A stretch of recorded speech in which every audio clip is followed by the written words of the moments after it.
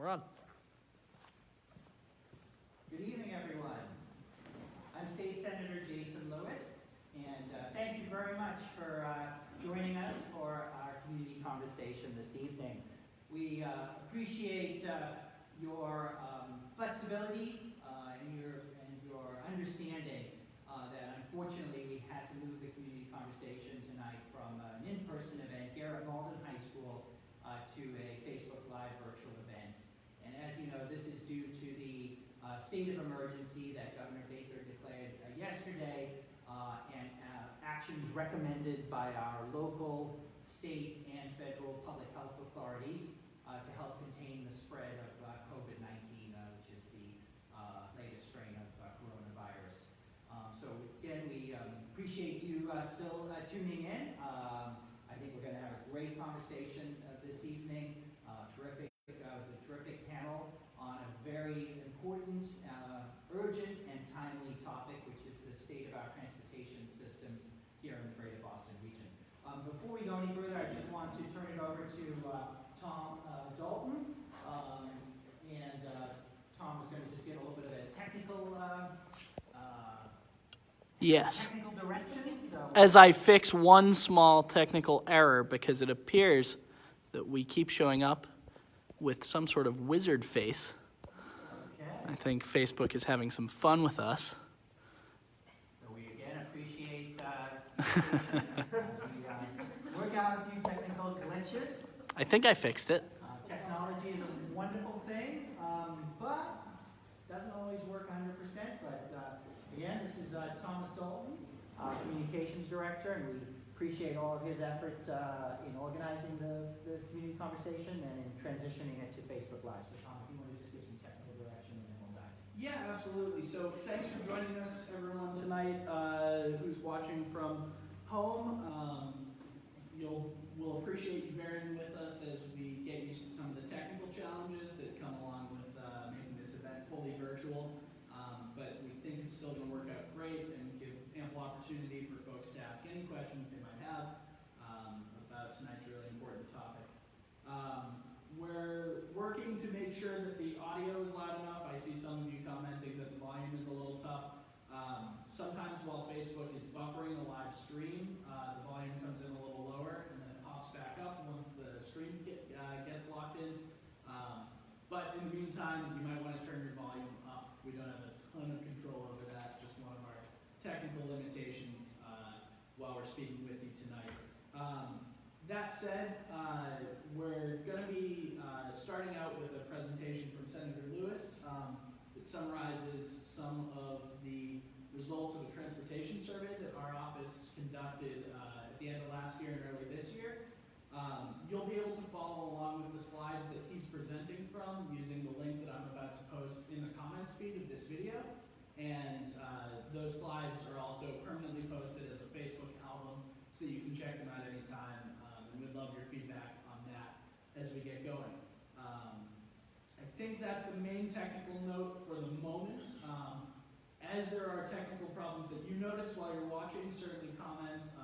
And as necessary, I'll cut into our presenters tonight and see what we can do to make everything work well for those watching at home. Right now, I'm going to go ahead and post a link to Senator Lewis's slides, and those will be pinned up at the top of the comments thread for the whole time that he's speaking. So we'll see how that works for everyone. And Senator Lewis, I will kick it over to you from there. Great. Okay, thank you, Tom. I do want to start out this evening by thanking our event co-sponsors. They include Transportation for Massachusetts, the Metropolitan Area Planning Council, or MAPC, both of our local mayors, Malden Mayor Gary Christensen and Melrose Mayor Paul Brodeur, also our local state representatives, Paul Donato, Steve Altrino, and Mike Day, Walkable Reading, the Melrose Pedestrian and Bicycle Advisory Committee, and the Stoneham Transportation Advisory Committee. So thank you to all these organizations for co-sponsoring and for all of the great work that you're doing for our communities and our state on transportation-related issues. I don't think I need to tell anybody who is watching us that we're facing some very significant challenges when it comes to our transportation systems in the greater Boston area, our roads, our bridges, our public transportation. And I think we all know how critical having good, safe, reliable transportation systems is to our quality of life, whether you're getting to school, to work, to shopping, doctor's visits, what have you, and how important it is to our local economy. Unfortunately, some statistics that are not great. Boston, for 2 years in a row, the greater Boston area has been ranked as the most congested city in the country. And that is costing us all time and money, obviously, sitting in traffic. It also contributes significantly to pollution and greenhouse gas emissions. And we know that we have ambitious goals to reduce our carbon emissions, to fight climate change. And our transportation sector is contributing the largest share of greenhouse gas emissions of any of our sectors in Massachusetts. It's about 43% of our emissions come from transportation. At the same time, we know that our public transportation systems, whether it's subway, buses, commuter rail, are nowhere near where they need to be in terms of the safety, in terms of the reliability, in terms of the frequency of service, in terms of being affordable for all kinds of riders. We have a world-class city in Boston and our surrounding communities, and we deserve to have and need to have a world-class public transit system as well. So that's why this conversation is so important. The good news is that there is a very active conversation going on Beacon Hill and with all stakeholder groups about what are the potential solutions that we can be pursuing to address these transportation challenges. The House of Representatives just recently, you may be aware, actually debated and passed with overwhelming support 2 major transportation-related bills. Chris Dempsey, one of our panelists, will talk more about that later in this discussion. So next up in the process on Beacon Hill is that the state Senate will be taking up transportation-related legislation. We anticipate that in the next couple months. So the conversation tonight is really timely, and your questions and feedback to us is going to really help inform what we aim to do with the legislation that the Senate will be taking up in the near future. So let's move to just a couple slides in a PowerPoint presentation that, again, Tom has posted a link. And it's the title page is Transportation and Commuting Survey Results. And this is basically a summary of the survey that my office conducted starting in mid-December through early January. It was done via Google Forms. We were really thrilled to have almost 800 respondents to the survey, and I think again points to how much interest there is in our transportation system and what we need to do to make it work better. So some of the quick results from the survey on the slide that is titled "How do people usually get around?" Again, this was aimed at looking at the modes of travel in our communities, and not surprising. Very large number of people do get around by driving alone, but over half also to make use of the subway.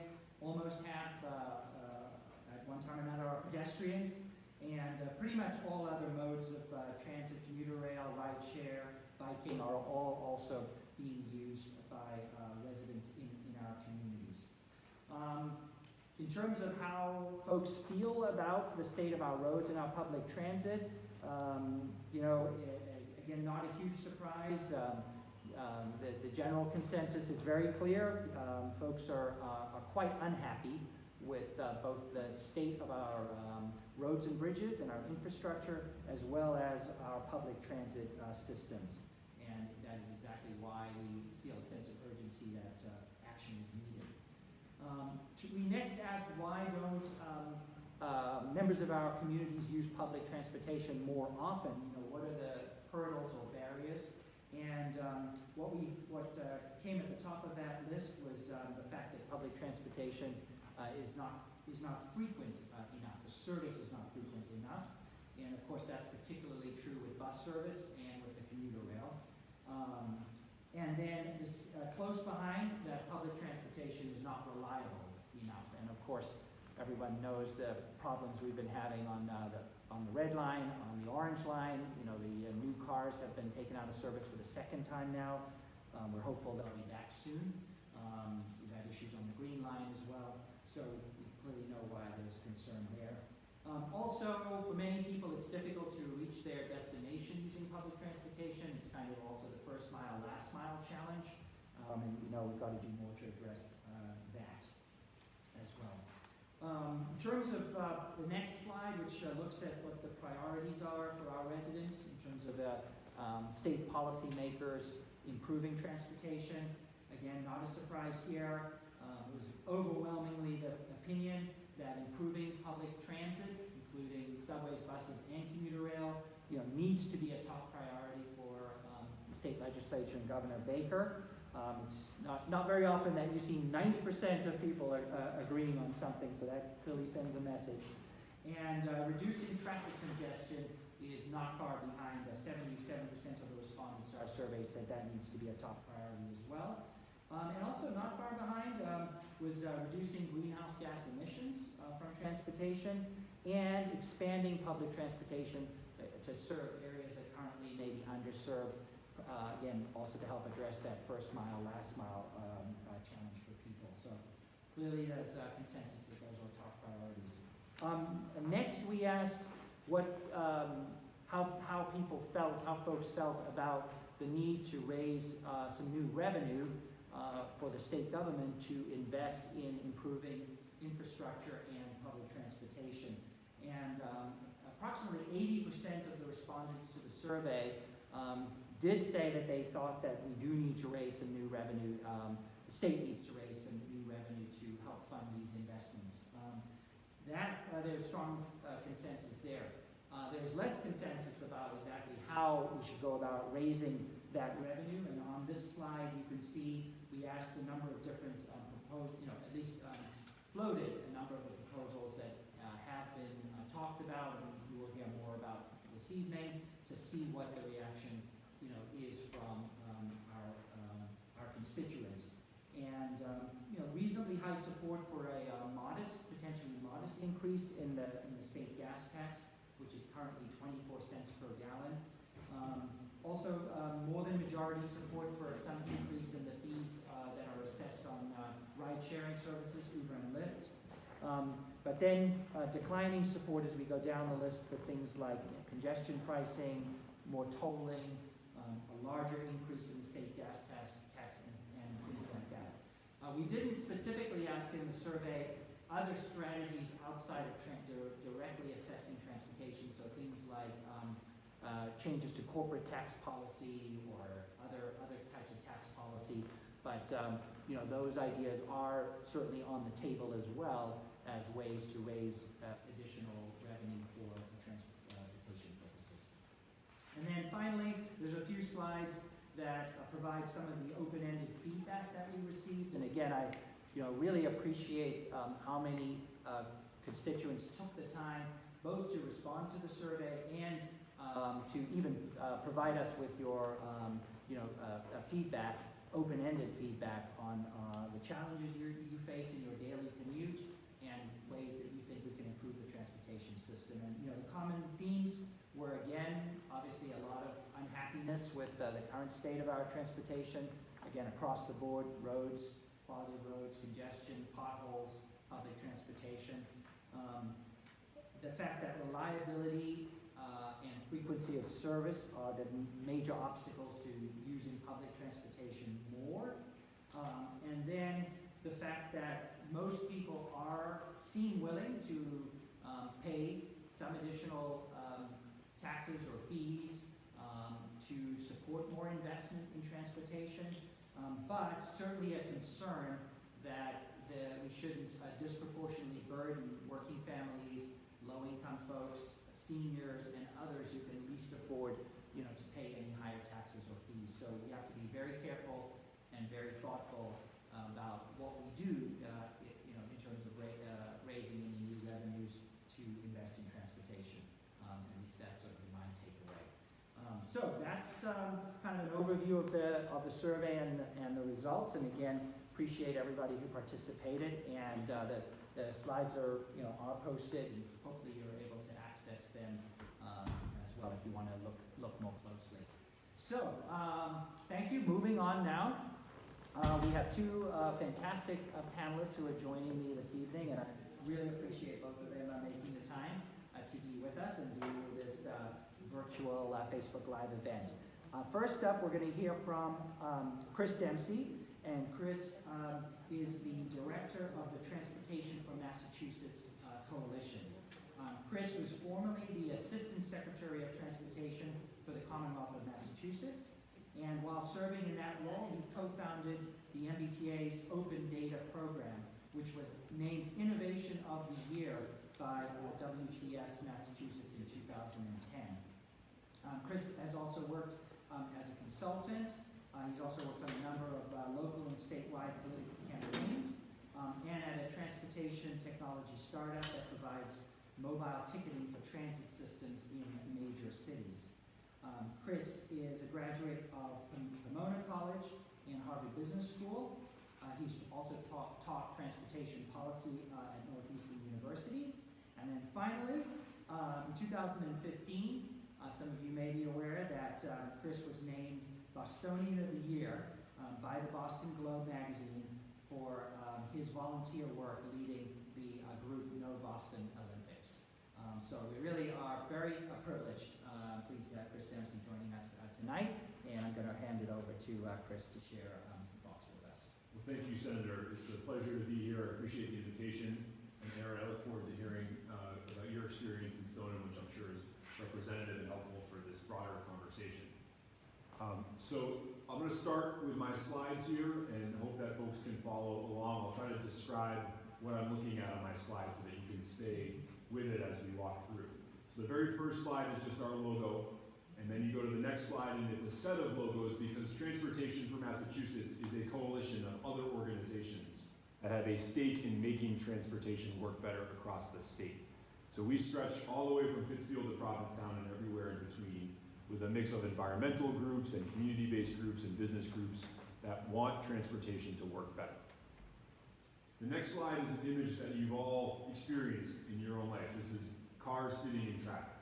And as the Senator said, for 2 years in a row now, we've been named the most congested region in the country. This is unfortunately our status quo in Massachusetts transportation. And the next slide you see is the derailment of the Red Line last summer, the summer of 2018, which was a scary incident for any of us that take public transit on a daily basis. I'm a regular Green Line rider, and when I took the Orange Line up here today on one of those old cars, you felt like you might fall through the floor because those are cars that have been on the rails for 40 years now, which is a scary thought. We're all very eager to see those new Orange Line cars come in place. The next slide is an image from Google Street View of Malden Center. And these are folks waiting for the bus to get from the Orange Line to where they're trying to go. And our bus service is not keeping up with what it should be. In fact, our bus service is the slowest of all of the services. It's only on time between 65 and 75% of the time, whereas commuter rail is on time 90% of the time or more. So we need to be doing much more for bus riders that are trying to get around without having a vehicle. And part of our problem here is that in Massachusetts, over the last 30 years, we've done a really poor job of setting the right incentives. So the slide that I'm looking at now is a bar chart, a colorful bar chart, that shows prices increasing since 1991.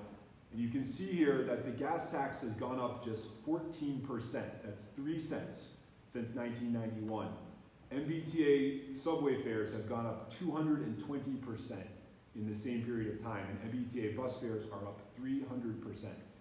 So even though we say, when we talk about policy, that we want fewer people on the roads and more people on transit, The message we've actually sent people in terms of where it hits them in the wallet is that they should be driving more and taking public transit less.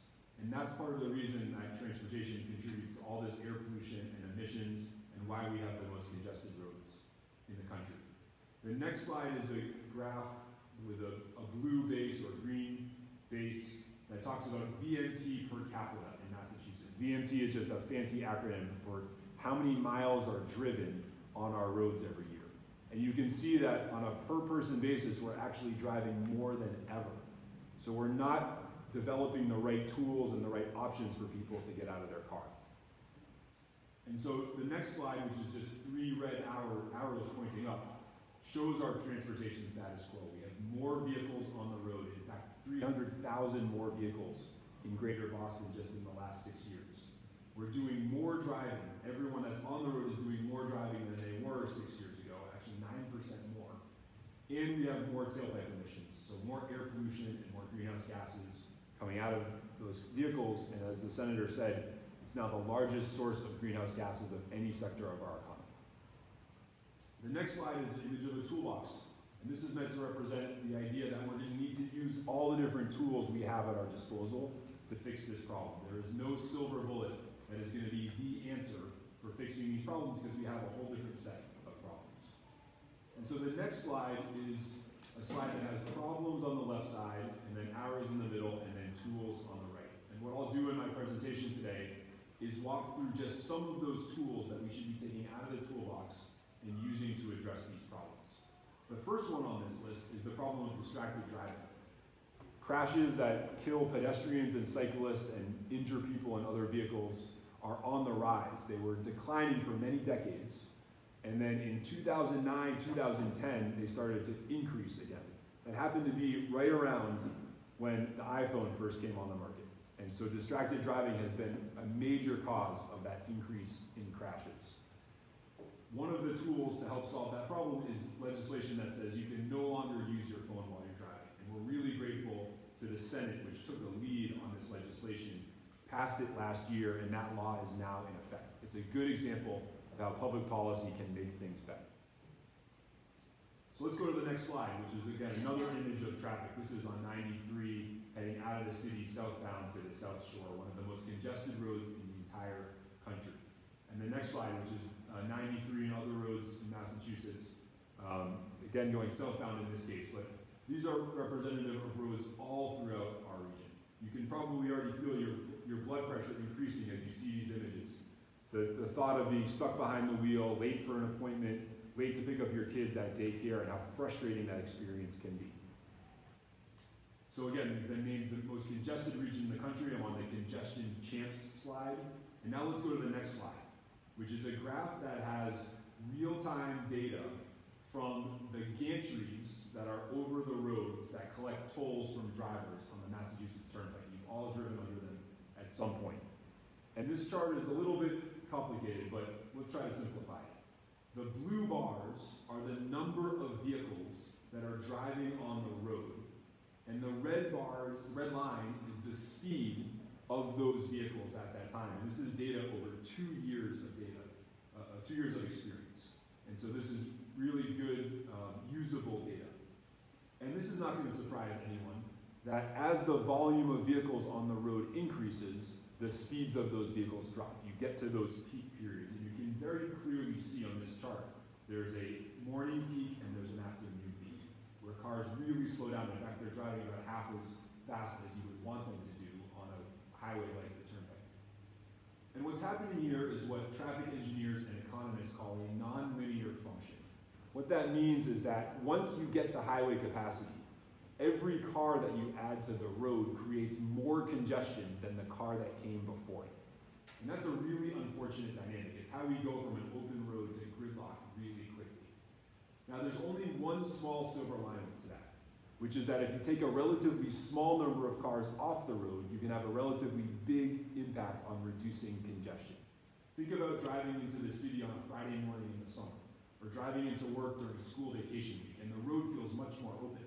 It's not that 50% of cars went away, it's that 5 or 10% did, but your congestion is reduced by 20% or more. And that's that next slide. The rough rule of thumb here is that getting 5% of cars off the road at rush hour has a 20% reduction in the amount of traffic that travelers experience. That's a really powerful dynamic. So the next slide, which has this orange image in the middle, is actually a photograph that I took in the back seat of a taxi cab in Buenos Aires, Argentina. And you can see that we're driving through a toll booth, and there are two prices. The Hora no Pico, that's the off-peak price, 45 pesos, and the Hora Pico, that's the peak price, which is 63 pesos that you have to pay when you're going through this toll booth at rush hour. And this is a toll booth that doesn't have any electronic tolling. The driver had to pull out his wallet and pull out pesos to pay. But they're using this as a way to try to get 5% of cars off the road at rush hour, to give them an incentive to shift their trip if they have that ability to do it. So the next slide is a question, and normally when we have a big audience, I'll ask for guesses on this. The question is, of the 10 most populous regions in the United States, how many of them use this tool of peak and off-peak pricing to try to reduce congestion on their roads? I might put the Senator and Aaron on the spot here, and we have one person in the audience who wants to answer too. So what's your guess? 0. So we have one guess of 0. 2. Aaron's going to say 2. I'm going to go higher. Let's say at least half. Senator's going to say 5 or more. And the Senator is closest. So by Price is Right rules, I suppose the Senator is the winner here. But the actual answer, if you go to the next slide, is that 9 of the 10 most populous regions in the United States use time of day pricing on their tolled roads. And the only one that does not is Greater Boston. Now in some places, that's a pretty unsophisticated version of what they do, form of what they do. So Philadelphia has some off-peak discounts for trucks when they drive over the bridges on the Delaware River to head into Philadelphia. Not a very sophisticated system. But if you go to the next slide, you can see images from Washington, D.C. and Seattle, two regions that are a lot like Greater Boston in some ways. And in these regions, they actually have pricing that changes depending on the real-time demand for the road. So the price goes up and down as the road gets busier. And that might feel a little bit uncomfortable because you say, wait a minute, I'm not going to know necessarily exactly how much I have to pay to drive on this road. And that is true. There's a little bit of uncertainty there. But in exchange for that, what these roads can guarantee is they can say, we guarantee you that your speed will not drop below 50 miles an hour. Because we're going to be sure that we're only going to have as many cars on the road that can fit on the road at that time. And in fact, if your speed drops below 50 miles an hour, some of these roads will give you your money back because they did not give you the service that they promised. So you get to drive for free if there is a traffic jam. But because they have this price floating up and down, they can actually guarantee that your trip is going to be a fast one. In Seattle, where they put this in place on the SR 520 bridge, which is very similar to our Tobin Bridge, kind of comes in from the suburbs, goes over a body of water and drops you off downtown. They saw volumes of traffic over the bridge drop by 34%. And they saw bus ridership over the bridge increase by 38% when they put this tolling structure in place. And in fact, there's places around the country and around the world that are using this technique to reduce congestion. On the next slide, you'll see that the Federal Highway Administration calls congestion pricing the single most viable and sustainable approach to reducing traffic congestion. It is a really important tool to have in our toolbox. So maybe I've convinced you that congestion pricing works, that it's a policy that can make our roads more efficient. But you're probably still wondering, is congestion pricing fair? Is this a fair policy that some people are going to say, you know what, I just can't, I don't want to pay for that road, or I can't afford to pay for that road, and so I'm not going to drive on it. Is that the kind of public policy that we want? And I think that's a very legitimate question to be asking. But instead of comparing congestion pricing to the ideal egalitarian society that we might like to have in the future, it's really important to compare this policy to the status quo that we have today, which is also really unfair. It's both inefficient and unfair. So if you go to the next slide, you'll see an image of that Tobin Bridge, which we talked about. This is a typical day trying to head into downtown Boston from the suburbs to the northeast of the city. And you can see 4 ways that that status quo is really unfair, in addition to being inefficient. The first is lost time for workers. So the folks that are forced to be at their office at a certain time of day are forced to deal with the worst rush hour congestion. And that might mean that they have to leave their house an hour and a half or 2 hours early just to go 15 or 20 miles because it takes them that long to make that trip. The second on the bottom right is the higher cost of goods throughout society. So you can see a couple trucks trying to head over the bridge. Everything that you buy at a supermarket or at a store comes on a truck. And the trucking companies that make those deliveries have to charge higher costs to the stores that you buy from because their drivers are stuck in traffic.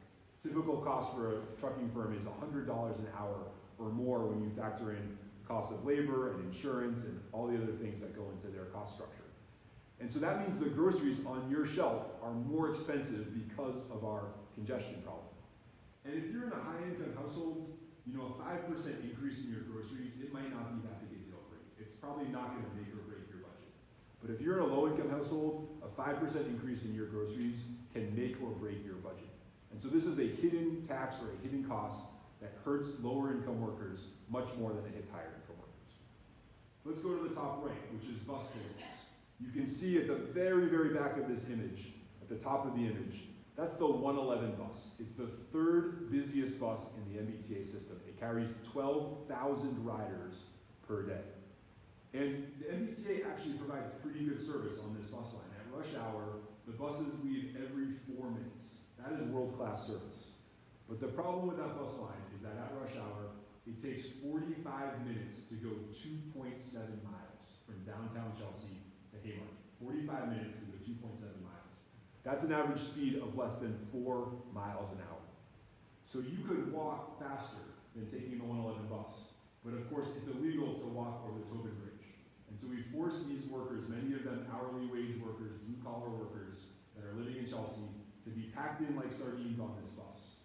And there's two important additional points on this bus. The first is that just 2 111 buses carry as many people as you see in every other car in this image. That's how efficient buses are at moving people, but how inefficient we move them on our existing status quo. And the other is that it costs $2 in a cash fare to take the bus in Boston, and it only costs $1.25 to drive over the bridge. So even though you're taking up 6 or 7 or 10 times as much space as a rider on the 111 bus, if you're driving, you're actually paying less of the cost to use that bridge. And that status quo is unfair. And then finally, let's talk about air pollution. We talk a lot about transportation being the largest source of emissions, and that's true in terms of global warming, but it's also really important to think about the local costs of air pollution. If you live near a highway, you have a higher rate of asthma, of heart disease, of cardiovascular diseases, of respiratory diseases, even of issues like dementia and Alzheimer's because of those emissions. And when you map who's living along highways in Massachusetts, it turns out that you are disproportionately likely to be a community of color, a person of color, living by a highway. And so that's another place where we have baked in an inequitable status quo. And what I would say is that if we use tools like congestion pricing, they are not going to make our society instantly fair, but they are going to make things more fair than the status quo because of the 4 reasons that you see on this slide. Again, some of you still might be skeptical of this, and I saw Senator Lewis's slides saying that congestion pricing was a possibility for people, but not necessarily the first choice. And again, that skepticism I think is legitimate. This data you see on the next slide here, which is the blue bars, is the public polling in Stockholm, Sweden, before they put congestion pricing in place. It was only supported by 40% of the population. And they said, you know what, there's no way we're going to be able to do that permanently if only 40% of people support it. So let's do a pilot. Let's do a 6-month pilot to see how this works. And they put the pilot in place, and instantly after the pilot was in place, people saw reductions in congestion, reductions in air pollution, faster buses, and more revenue from the congestion pricing to invest back into the transit system. And so instantly, that public approval went from 40% to 52%. And now when you go to Stockholm, Sweden, you see that 70% of the population supports this policy, and no one would ever want to take it away because it's working so well. One more important fact as it relates to fairness and congestion pricing. In Stockholm, Sweden, they have seen juvenile asthma rates in downtown Stockholm reduced by 50% because of the reduction in air pollution from congestion pricing. So we have the tools on the next slide. You can see an image of an old turnpike ticket that we used to use when taking road trips on the turnpike and the modern gantry system, which has been in place for many years now and has gone all electronic since 2017. We have a system that will work tomorrow if we want to try this out. If we want to pilot it, just like they did in Stockholm, Sweden, we suggest that the legislature should work with the administration to make sure that we're doing some piloting and testing to see if we can see the same benefits that other regions have seen. If we do, we think we can see what we see on the next slide, which is an open road where cars are moving much more freely, buses are moving more freely, and we have much cleaner air for everyone that's breathing in eastern Massachusetts. Okay, so we talked about the problem of traffic congestion and then equitable road pricing as a tool. Chris, sorry to interrupt you, I apologize, but just in the interest of time, because we want to make sure we do leave time for questions and Aaron, so we may have to move through the other. The other ones will be a lot quicker. We may have to I move through the promise. other tools more quickly. Yes, we will do that. Okay. So let's talk about very quickly infrastructure condition. There's broad agreement that whether it's our roads or our rails, things are not in good shape. On the next slide, you'll see our gas taxes in Massachusetts versus other New York and New England states, and you can see that we're at the lower end. Only New Hampshire is lower than us, and New York has a gas tax that's 20 cents higher than Massachusetts gas tax. So we are below the national average and we're below the regional average when it comes to gas tax, and we think that's an important tool to make basic investments in the system. You already saw on the next slide, you've seen that image before of the gas tax versus MBTA fares. So we think a modest gas tax increase helps with infrastructure. Let's talk quickly about carbon emissions, and this is an important program that you're going to hear more about. So I'm on the slide that has a map of all the states from Virginia to Maine, and it says TCI on it. This is the Transportation and Climate Initiative, which is being led by Governor Baker, but also with support from the legislature. So in 2018, Governor Baker said that he wanted to work with these other states to try to solve this problem of air pollution and emissions from transportation regionally. We think that's a really smart approach. On the next slide, you'll see these images of all the different governors. And this is a bipartisan set of governors from Virginia to Maine. These are folks that don't typically agree with one another. In fact, the main thing they seem to agree on is that they like to take photos in front of flags. They're all doing that in this image here. Republicans and Democrats, fiscal conservatives and otherwise, all in this photo, all saying that we want to work together on this problem. And the model they're using here is something called the Regional Greenhouse Gas Initiative, which has been put in place in Massachusetts for over a decade now. It's what they call a cap and invest system, where the amount of emissions are capped. And you have to buy permits, the polluters have to buy permits under that system. You can see on this slide with the blue line and the orange or reddish line that emissions from transportation have been pretty flat, while emissions from the electricity sector have come down. So that's the model. I'll skip quickly through the next slide and go to this image of these trucks. These are trucks that are filling up at regional fueling stations. They are wholesale importers of gasoline and diesel fuel. And these would be the regulated entities under this program, just like the power plants are in the RGGI system. When we cap the emissions and when we go to a system where those companies are purchasing emissions, you see the next slide, which has a dollar sign in the middle. Those permits generate revenue. And that revenue can then be used to be reinvested back into our roads, our transit system, and into energy efficiency programs. So if you've heard of the Mass Save program, which is funded by RGGI, we will be able to create something called Mass Save for vehicles. And just like you get a rebate to insulate your house or to buy an updated water heater, you get a rebate to buy a more efficient car. So that's the Transportation and Climate Initiative. And then very quickly, we'll just talk about regional ballot initiatives, which is a way to provide cities and towns with more local tools. So I'm all the way on the slide with a picture of Winchester Town Hall, beautiful building. Right now, our cities and towns don't have many tools to raise money locally and invest them into local transportation projects. And the Senate, over the last 2 sessions, has passed legislation that says that those cities and towns should have that ability and should have that flexibility. That has not made it through the House, and we're hopeful that this is the year where the Senate will pass it again and the House will join them in allowing cities and towns to raise revenue. I've jumped ahead a few slides to the picture of the State House, and you can see Governor Baker, Speaker of the House Bob DeLeo, and Senate President Karen Spilka in this image. This is really where the action is happening now, as the Senator mentioned. The House has passed legislation, and the Senate is now taking it up. And you can see on the next slide what the House has done with its package. So these are, again, some of the problems we talked about and some of the solutions. They have advanced the conversation on equitable road pricing and congestion pricing. They have said that they want to create a commission to study that, and we support that. But we also want to see the Senate require some piloting and some testing, just as they did in Stockholm. They passed a modest gas tax increase of 5 cents, and we're very hopeful the Senate will join them and maybe even decide to go a little bit more aggressive on that. Unfortunately, the House did not include helpful language on the Transportation and Climate Initiative. In fact, what they included was unhelpful language that would make it more difficult for that policy to advance. And so we're hopeful that the Senate will advance the Transportation and Climate Initiative in conjunction with the governor, who has been a strong regional bipartisan leader on this. The House did not include regional ballot initiatives, and we hope the Senate will do that again. But then to the House's credit, they did include changes in the fee structure to Uber and Lyft, which are creating a lot of congestion in our region and which need to be updated. Right now, we have some of the lowest fees in the country, and we need to increase those fees so they can be invested back into local transportation projects. So, thank you for staying with that presentation and hearing me out on some of the options and tools that we have at our disposal to help fix these problems. Look forward to your questions after we hear from Aaron, and thanks very much for participating today.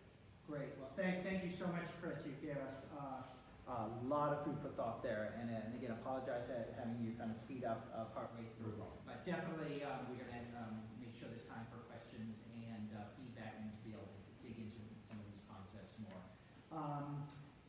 Next, we're going to hear from Aaron Wortman. And Aaron is currently the Director of Planning and Community Development for the town of Stoneham, which I'm proud to represent as part of my district. And she has been a municipal planner for the last 14 years. Erin also serves as the president of the Metropolitan Area Planning Council, the MAPC, and that is a regional planning agency that serves all of the residents in the 101 cities and towns of the metropolitan Boston. And MAPC does a range of work on economic development issues, housing, transportation, public health, and others. Erin has been recognized by the Massachusetts chapter of the American Planning Association with the 2018 Professional Planner Award. She was declared a National Complete Streets Champion by Smart Growth America and received a National Planning Achievement Award for Grassroots Initiative by the American Planning Association for her fantastic work alongside the Stoneham Transportation Advisory Committee. So we are thrilled to have Erin join us this evening, and now she's going to share some of her thoughts with us. Sure. So thank you again for inviting me. Chris, thank you for that great presentation. I think it's great to hear, particularly from a transportation expert, about options that we have. I think that a lot of times we identify the problems, right? It's really easy to say, like, okay, this isn't working. But it's really hard to conceptualize and get your arms wrapped around the fact that there are probably a bevy of solutions, and it will take a combination of solutions to really meet our needs, or at least get us towards some progress in that. So as the Senator mentioned, I am currently the elected president of the Metropolitan Area Planning Council, and if you don't know what that is, its acronym is MAPC, but we're governed by 101 cities and towns from Gloucester to Marshfield, out west to Framingham, and really everything in between. The agency is governed by the 101 cities and towns. There are 21 gubernatorial appointees, keeping things bipartisan and balanced. We also are governed by 12 state appointments that ranges everything from DOT, DEP, MWRA, all different kinds of interests and parties, as well as 3 City of Boston designees. So MAPC's mission is really simple. The agency cares about smart growth and regional collaboration, and it recognizes the fact that our problems, all of our problems, are not our own problems. We all share similar problems, and although they might be different based on the makeup of your municipality or your neighborhood or your day-to-day life, they're very similar across borders. And frankly, things like housing, transportation, and climate are not exclusive to your zip code and can't be solved simply by your zip code. So it's really important that we think about it in that way, and we don't live in a space that says like, I work for the town of Stoneham, I only care about Stoneham. When the reality is I need my neighbors, I need my regional partners, I need a lot more people than myself to help solve a lot of the issues and challenges we have day to day. So at MAPC, the Transportation Division and Department really focuses on two major things, and that is sustainable transportation and strong infrastructure. And when we say transportation, I actually don't use transportation as like a term typically anymore. I use the word mobility because I feel like that is more indicative of people, and I feel like we need to be more people focused and really think about the personal experience when it comes to solving problems, rather than when you use the word transportation, thinking about like what is the mode that is going to like solve that problem. And sometimes it's not, necessarily less cars, right? You have to think about the human experience and say, it might not be reasonable for that worker to take a bus instead of their personal car for X, Y, and Z reasons. However, how can we limit the barriers to give people more options so they feel empowered to make decisions that are best for them? And then all of a sudden our options are laid out before us in a personal choice, but it allows people that diversity of choices. So my day job, as the Senator mentioned, I'm the Director of Planning and Community Development, and I've been doing so in the region for 14 years, and I never saw myself as a mobility planner. I see myself as more of a policy or land use person.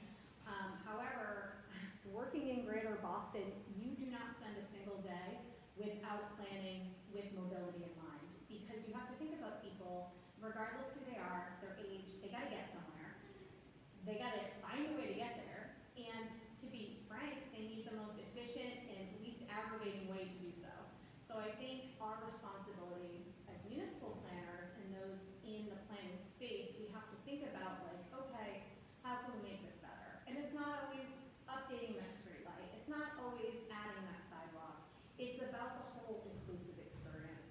So I do say I don't do transportation, I don't do mobility, but the reality is I serve on our town's traffic commission. I serve on our transportation advocacy and advisory committee.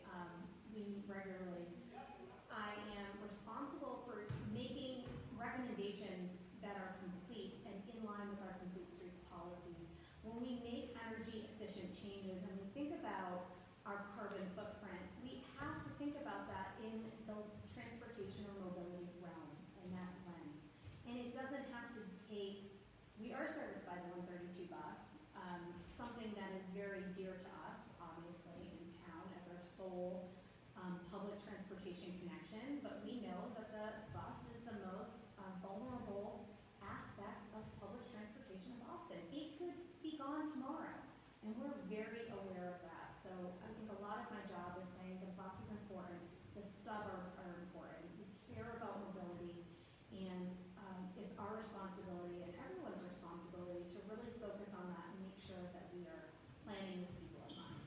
So I want to leave it there and make up some time, get some questions answered if there are any, and thank you. Great. Well, thank you so much, Erin, and I really like the way you framed this as mobility. Yeah. Because this really is about how do we best help people get from point A to point B. Sometimes all of us, sometimes we're walking, sometimes we're, taking a bus or a subway, sometimes we're in a car, sometimes we're in a ride share. So it really is about what the best ways that for us and for our community at large and our economy and our environment and our public health.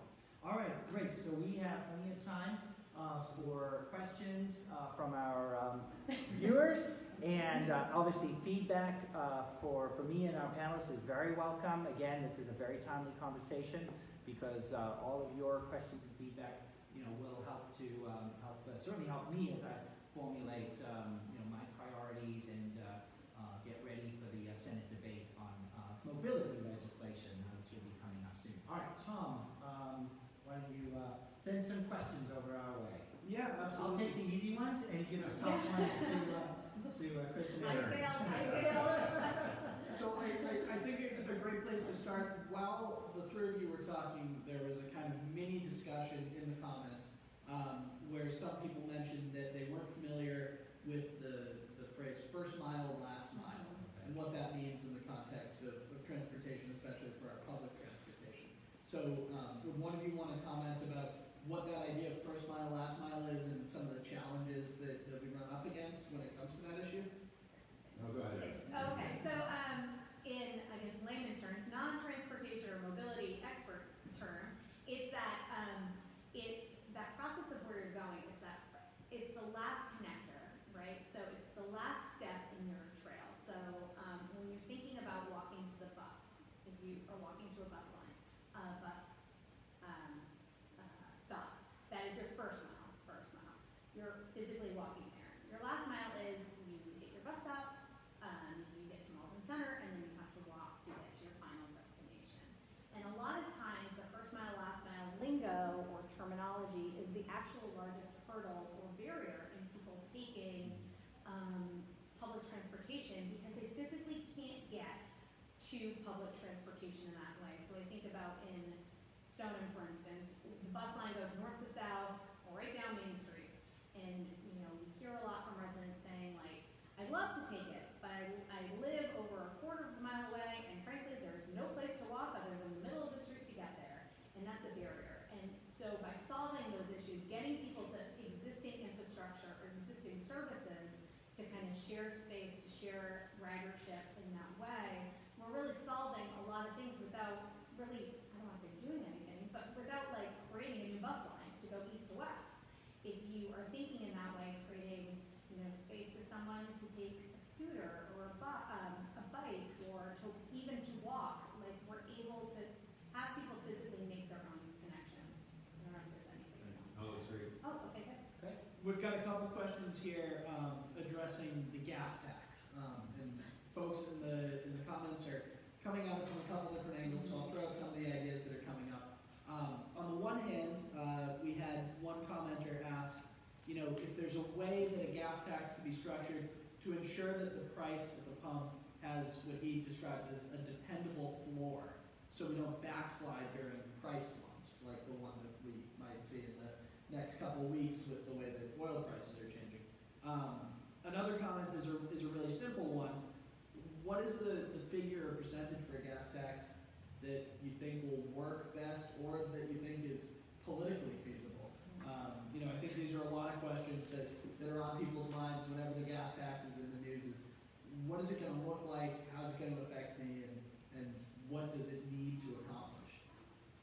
And maybe maybe Chris is in a good position to answer that, and there's a lot. And I would also add to that. I think another question people have is, you know, how much money does the Commonwealth need? You know, because the point of this is that we need to make investments in improving mobility options. So maybe get a sense of how much you think the Commonwealth needs and how much, you know, each penny of the gas tax raises. I think that will help people understand also that, you know, what the range of possibilities is here. Sure. So the need for transportation investment, there's no real consensus on exactly what that number is. What the House of Representatives said is that they want to raise between $500 and $600 million per year on a roughly $40 billion a year state budget. Somewhat of an increase, but not an enormous increase over what the state takes in today across all of its revenue sources.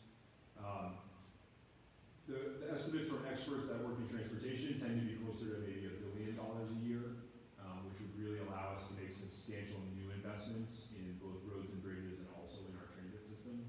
So if you take that as kind of a rough range, maybe $500 million to $1 billion a year, that might be the right target to really make meaningful improvements across the state. And remember, we've got a really large and diverse state. We've got communities like the one the senator represents that are suburban and urban, and then you've got communities like the ones I was visiting a few weeks ago at Leverett, Massachusetts, where there's 1,500 people in the town and they have no public transit at all, no buses of any kind. It's just local, no highways even, just local roads. And so we need transportation policies that really work for a range of different communities across the state. Clearly the gas tax is not something that elected officials want to look at. If they did, then we wouldn't have only gone up by 3 cents in the last 30 years. So it's a difficult vote, and we really applaud the House of Representatives for that, showing the willingness and the courage to say that they want to do a 5-cent increase. We would have liked more, but even 5 cents is meaningful. Every penny increase on the gas tax raises $30 million per year to make investment. And so if you start looking at 10, 15, 20 cents as a gas tax increase, that starts to get you closer to that 500 million and higher number that you'd be looking for. But I think it's very clear what we're hearing from the legislature, from the senator's colleagues in the Senate and the House, is that they don't want to look at a single revenue source to try to solve the problem. They want to have a diverse basket of different options. And so the House has done that with combining a gas tax with some other fees and even with the corporate tax to sort of put that all together. And we're supportive of that diverse approach and that diverse look. So I don't think we should think of the gas tax as the only way to raise revenue for transportation, but it is an important one. And people are often asking, and then I'll stop, but people often say, well, isn't the gas tax going down over time because we have electric vehicles and our cars are getting more efficient? And while that is true, remember those earlier slides you saw in my presentation that showed the dramatic increase in driving. In fact, we sold more gasoline in Massachusetts in 2019 than in any year in history. Because even though our cars are getting more efficient, we're doing so much more driving than we used to that we need more gasoline to do that. And so rumors of the demise of the gas tax are greatly exaggerated at this point. We have a good 5 or 10 or 15 years where it can be a really fundamental source of funding transportation, and then we'll have to think about transitioning after that point. So I'll just add, I think Chris did a great job of giving a good sense of what the magnitude is that we're talking about here and the dynamics. So I'll just add a couple points. There was a question I think about when the price of gasoline does fluctuate a lot, just based on the market, and how does that impact gas tax? Well, the gas tax is not a percent. It's a certain number of pennies, 24 cents, right, per gallon. So whether the gas price is lower or higher, you're still paying the same amount, the same 24 cents per gallon. Now, it is not adjusted for inflation, and several years ago, I think I was in the House of Representatives at the time, we did vote to increase the gas tax by 3 cents at the time, 2013, and we actually voted to index it to inflation. So basically, as inflation goes up 2%, then the amount of the gas tax would go up by 2%. And that was then repealed at the ballot. Voters weighed in on that and made the decision to repeal it. So the gas tax is a fixed amount, and it doesn't change with inflation. So over time, it does lose value, right? So compared to where it was in the early 1990s, which was the last time before the 3-cent increase, the actual purchasing power is a lot lower. And as Chris showed with your slide, that showed the comparison of increases in transit fares, subways, commuter rail, and so on. It's certainly the case that those have gone up a lot more than the gas tax, which certainly you could argue is unfair. But the other thing I wanted to say from a political standpoint, one of the things in order to get something passed in the legislature, there are also regional equity issues. And what I can say is that although in the survey that we did and the results I presented earlier, there was a fairly high level of support from these communities for at least perhaps a modest increase in the gas tax. What I can tell you is when you get out into central Mass, western Massachusetts, southeastern, the state senators, my colleagues who represent those communities, tell me that they face a lot more resistance from their constituents to any gas tax increases, presumably because, again, they don't face have a lot of public transit options, and so they feel like they have no choice but to drive. So from a political standpoint, that's another dynamic that has to be weighed in here. Great. So we've got a great question. It was sent over by our friends, and one of tonight's event co-sponsors, the Melrose Pedestrian and Bicyclist Committee. They sent a couple of great questions. I'm not sure if we'll have time for all of them, but I think this is a really good one. I'll just read it straight out. They say, the House bill is a great start, but we all know it's not enough to create the first-class transit system and transportation network that we need. What do you all see as opportunities or challenges to ensuring that the revenue mechanisms in the bill provide consistent and permanent funding for all the important plans on the table, like repairs, fare reductions, and active transportation solutions? diversify revenue tools in this bill so that we aren't back here in 5 years needing to correct for a down economy? Or how can we prepare for the potential where our successes result in fewer people driving or more fuel efficient fleets or paying less of the gas tax? So we spoke a little bit to that last part, but in general, how do we make sure that, we're talking about new revenue for transportation, how do we make sure that it's sustainable and consistent in a way where we can continue to invest in transportation? You want to say more Yeah, about the regional ballot initiative? well, I can, but my initial thoughts are, I get it. Like, to me, it's very chicken and the egg, and I think genuinely the first step in investment has to be the transparency of where our investment's going, and a commitment to being consistent in delivering what we promise to deliver.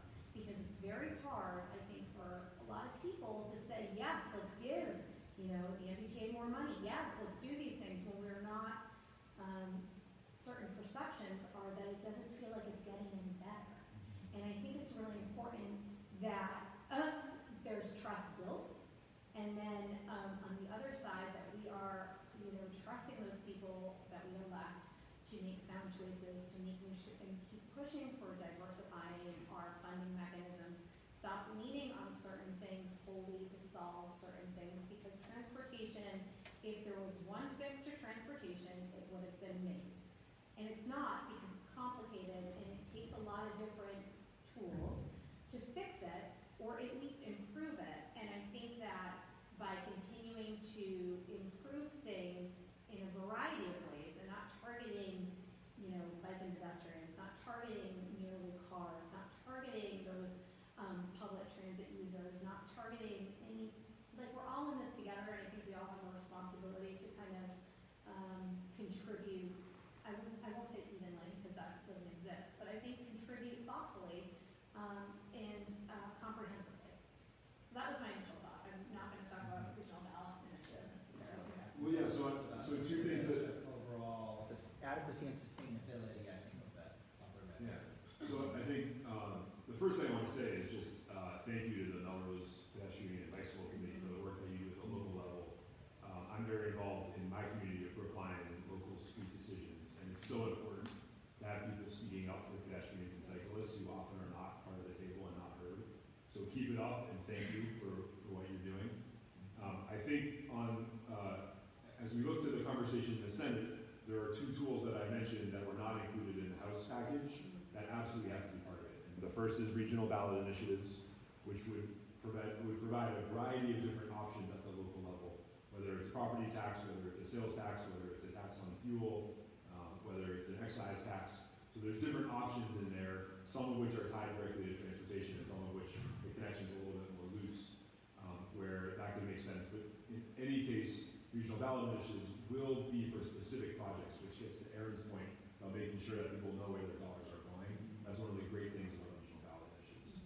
And then the second is the Transportation and Climate Initiative, which has the potential to raise hundreds of millions of dollars a year for Massachusetts, and which has the support of a governor who is typically not really interested in raising revenue. But in this case, he sees that it's a smart way to do it. It's a bipartisan and market-based way to do it. And we think that TCI could be a transformational policy for the Commonwealth, just like the Regional Greenhouse Gas Initiative has been. And we think it's absolutely critical that the Senate move that TCI program forward in their legislation, consistent with what many of the Senator's colleagues have been saying about carbon pricing and emissions reductions. Let's make sure that that's included in there, because that could be a really, really important policy tool that will benefit us today, and we'll look back in 5 or 10 years and we'll say, thank goodness we put that in place, because it's investing and injecting critical funds into things like local road and bridge projects, but also regional rail projects and things across the Commonwealth. And just to build on what Chris just said, the Senate has shown strong support for the Transportation and Climate Initiative in a separate package of bills that the Senate debated and passed last month related to addressing climate change. The Senate included in there mechanisms for carbon pricing, and the TCI, or Transportation Climate Initiative, is a good example of a mechanism for pricing carbon. And so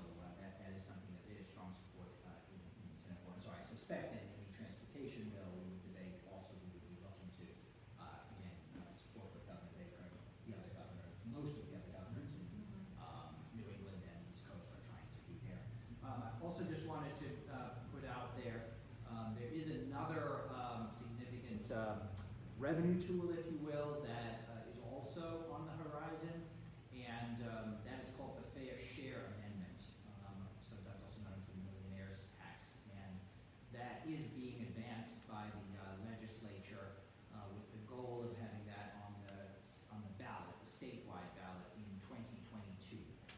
So not this year, because there's a constitutional process involved that we have to go through. So the earliest it would be on the ballot is 2022. If that is on the ballot and voters support it, that would impose a 4% additional income tax for households earning more than $1 million a year. So not the value of your home or your assets, just annual income. If you are fortunate enough to have more than $1 million a year, and part over $1 million would be an additional 4%. That money that would come into the state would have to be used for transportation purposes and for education purposes. So it wouldn't necessarily all go to transportation, but some of that could also be available. So again, that's an additional strategy that we're pursuing, but again, that's not available in the near term, and we also aren't sure that that will be successful, so we can't necessarily count on it at this time, but we are working towards that. Great. This might be a good question for you, Aaron, given your local expertise. There was a discussion in the comments. One commenter said, how can we get towns to make short bike and walking paths to the train stations?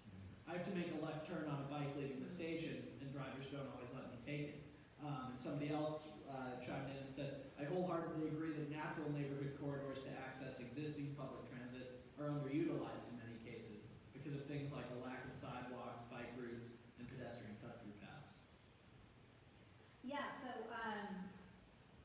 obviously it depends on like the design of the roadway, but I think it's important to kind of bring those challenges that we can easily identify to those decision makers. So, and challenge them to look at things differently. So, if you know there's a problem with a particular crossing or sight distance, you know, is that crosswalk, if it exists, in the right spot? Or is there no crosswalk and that's why people are kind of crossing there and getting hit? When we think about particularly sharing the road, I think we have to be mindful in design, in when we pave, when we curb, to think about things other than vehicles. We want to give people mobility choices, and you're not doing so by not giving space for people to utilize their mobility choices every day. And a lot of times it's just talking to people and seeing what the routes are, seeing how they travel, because you just might not know. Like, I had no idea. We had a resident in town who may or may not be watching right now, who bikes from his house to Oak Grove every day, every single day and back. And that's really far. Like, I can't even wrap my arms around, like, he does this every single day, 5 days a week. And he's like, yeah, I know a lot of people that do that. And I would never think as a municipal stakeholder that that exists. So it's really important to bring up your experience with local government or your state legislators or whoever, and just say, like, you know, this is my experience. I would like this to be improved. Can we work together on a solution? And maybe your municipal ear does not know what the solution is. Maybe you don't know what the solution is, but maybe we can get together and talk about finding a solution, or at least a safer way to get around. So. And this might be a good time in the conversation to also voice, you know, how exciting it is that we are investing in and constructing multi-use paths in our communities. We have, for example, Bike to the Sea, which runs from Everett through Malden and is going to make its way all the way to the Atlantic once we get through Lynn. But that's becoming a major corridor for walking, biking, pushing strollers. We have the Tri-Community Greenway, which only took 30 years to get built, and that's a wonderful resource for Stoneham, Woburn, and Winchester, and that's definitely a way to get to public transportation. You can use that to get to the 132 bus, you can use it to get to the commuter rail, so that's clearly an example of a safe way to get that last mile, right? Yeah, First mile. totally. We are in the process to currently under design for the Wakefield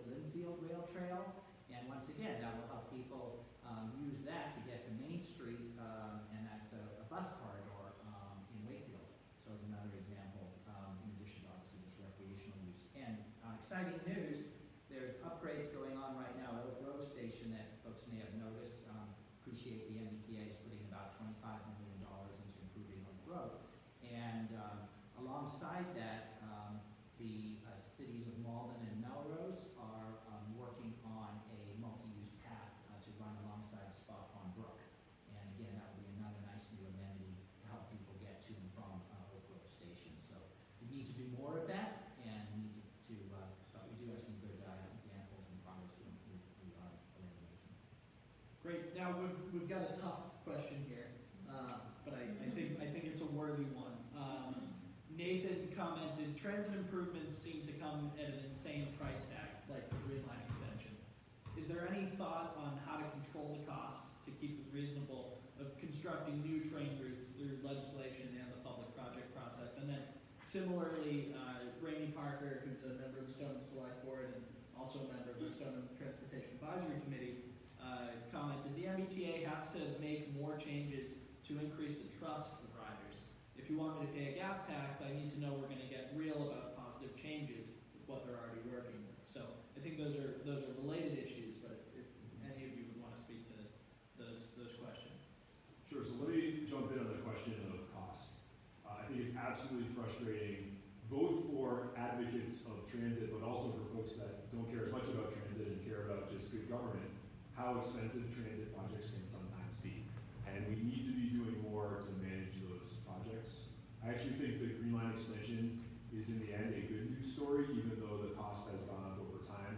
The Baker administration has done a good job of bringing in a seasoned and experienced project manager who has really kept a lid on that cost since he came in, and is going to be able to deliver that project on that updated budget and on that updated schedule, which yes, has been a higher amount in a longer period of time than we first expected, but will eventually get done and I think be a great amenity.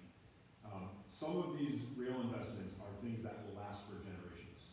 I was out in Seattle in 2017, and they're spending $50 billion to try to build what they hope will be the country's busiest or most popular light rail system in the country in 5 or 10 years when it's fully built out. Greater Boston already has the most populous light rail system in the country. It's called the Green Line. And so that gives you a sense of the immense benefits of the investments that prior generations made. $50 billion is what they're trying to recreate in Seattle, something we already have.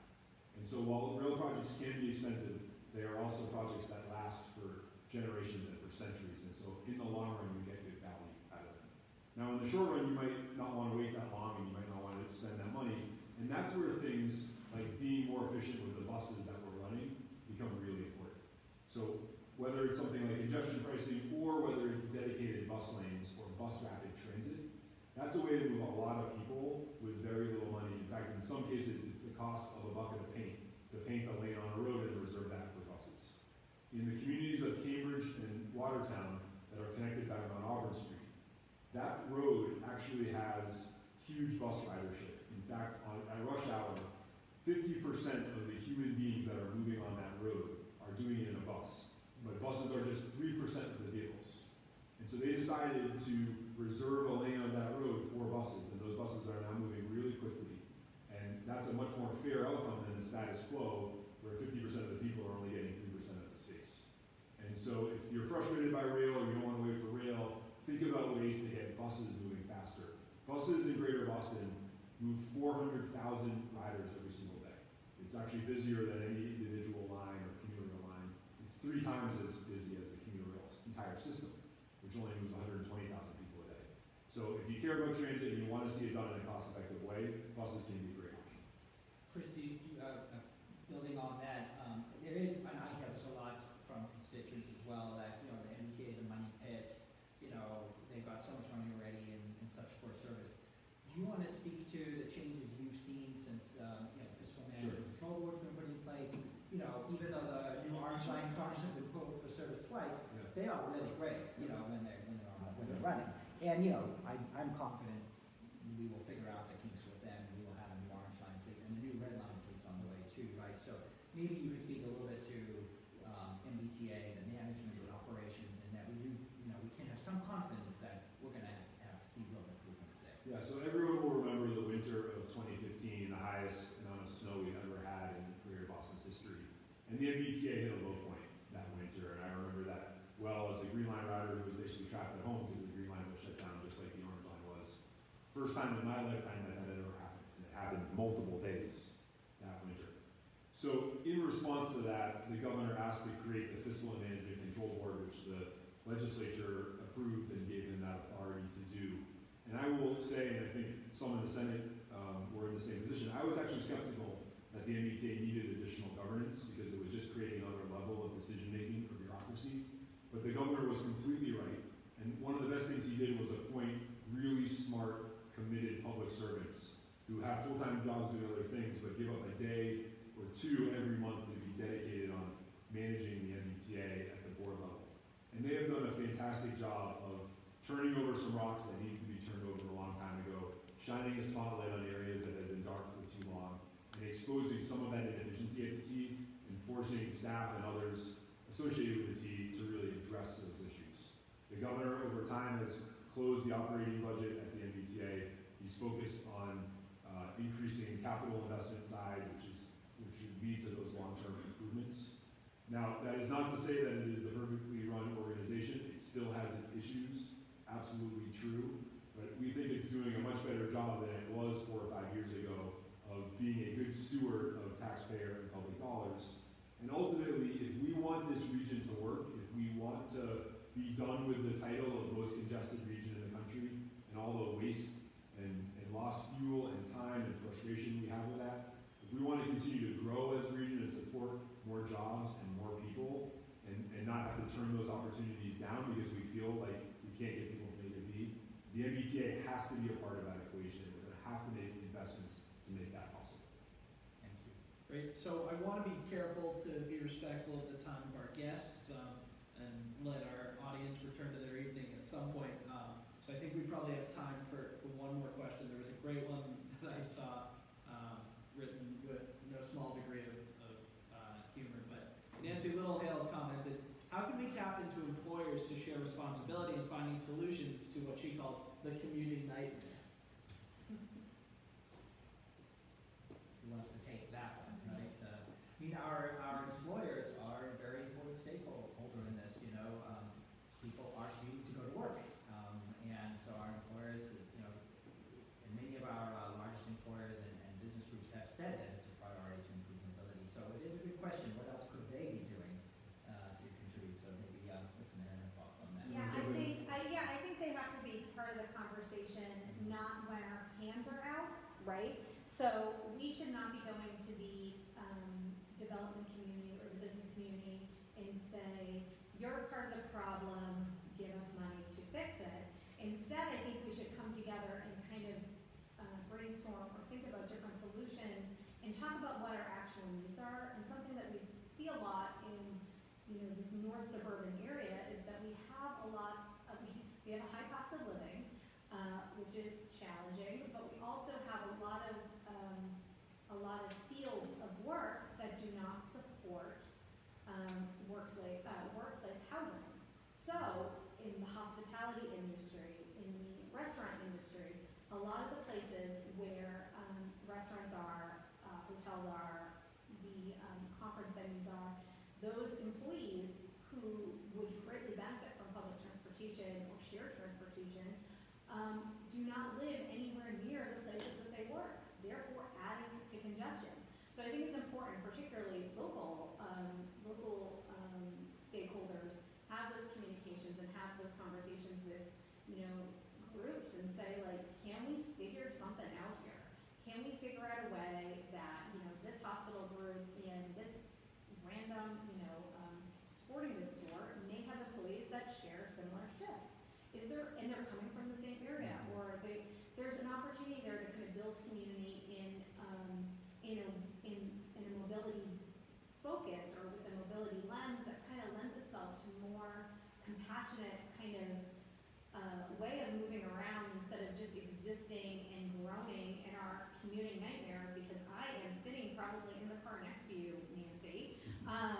It is so frustrating, and I think we all have to kind of talk about it and not just to say when the bill comes. I think we have to really engage in conversation before we talk about solutions, before we talk about money,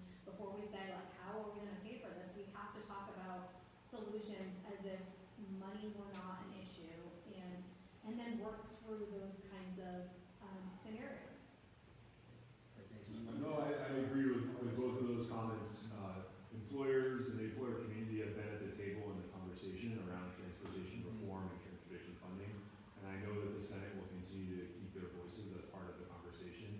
And there has to be give and take. It has to be both about what state government can do to make it easier for business to get employees and to get goods and services around the Commonwealth, and also what the business community can contribute back to make sure that the system is working better for everybody who uses it. So it's a great question to raise, and I'm confident that the business community is part of the conversation, and hope it will be even more involved as the days go on. Great. And I think there's one more question that would fit really well. Squeeze one more in. If you even just want to speak to it as you say goodbye. Adolfo Cuevas said, many great ideas, studies, and leaders. How can we keep up the momentum? What are the plans for the next 2 weeks, next month? What are the small goals we can achieve? And similarly, Amanda Linehan from Malden asked, how do we as residents and local officials effectively advocate to the MBTA to invest in bus rapid transit and existing routes? What's next, I guess, is the question that is on a lot of our minds. Great, so that's a great segue to kind of wrapping up this great conversation tonight.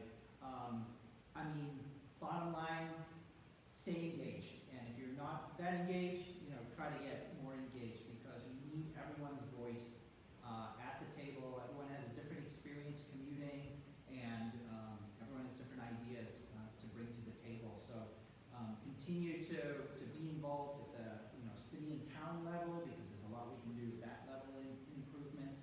Certainly reach out to me. If you have already, reach out again. Let's keep this dialogue going. Talk to your to other policymakers. Advocacy organizations like Transportation for Mass, Raise Up Mass, MAPC are great organizations to also make sure you're on their mailing lists. You're following their social media, because they are following closely what's happening, and they'll keep you up to date. We do have to keep up the pressure, as Amanda Linehan referenced, on the MBTA. We need to hold them accountable for the improvements they've promised. Keep pushing them to, through the Better Bus Project, to improve bus service, and obviously improve subway and rail service as well. And then, of course, as we said at the beginning, we are right in the middle of a major debate on Beacon Hill. We don't have a major transportation debate, every year, so it's a big deal. The House of Representatives, to their credit, has taken up both a revenue package and a major transportation bond bill, and they have passed those. There was pretty strong support, although not unanimous. And the next step in the process is for the Senate to take up legislation. I can assure you that the Senate is led by our transportation chair, Senator Joe Roncory. Is hard at work on looking at all the ideas that Chris took us through, and Aaron has mentioned, and other ideas that are out there. Everything's on the table. We're certainly looking closely what the House included in their legislation, and you can expect to see legislation coming out onto the Senate floor. I expect either late April or maybe early May is the target, I think. And again, so this is really timely that we're having a conversation, and I encourage folks to continue to share their feedback as well, and your input as we move forward. So I think we're going to wrap it up, Tom. But again, really appreciate everyone joining us. Appreciate you sticking with us through this Facebook Live event, and again, apologies that we weren't able to do this as a in-person event. But make sure that everybody continues to stay safe and healthy. Please continue to follow trusted sources of information as we make decisions to contain the spread of the COVID-19 virus. The trusted sources are the CDC, the State Department of Public Health, and your local public health departments. That's where you should be looking for the latest up-to-date news and advice on the steps to take to protect yourself, your family, and our communities. So thank you, everyone, and good night. Good night, everybody.